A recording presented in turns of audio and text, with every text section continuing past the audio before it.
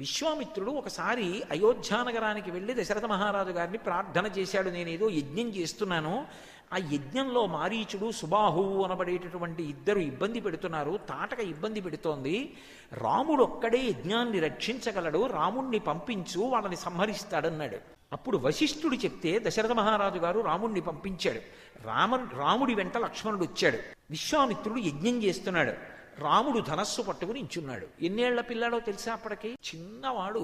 ఓ ధనస్సు పట్టుకుని ఇంచున్నాడు అక్కడ యజ్ఞకుండం దగ్గర. నేను వెళ్ళాను ఆకాశంలో, చూశాను రాముణ్ణి, నవ్వుకున్నాను.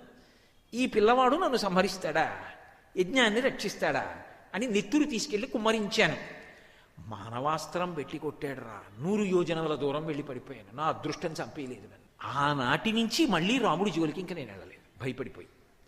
రాముడి దెబ్బ అంటే అలా ఉంటుంది. రావణ, ఏమో అనుకుంటున్నావు, సుబాహువుని తాటకని చంపేశాడు.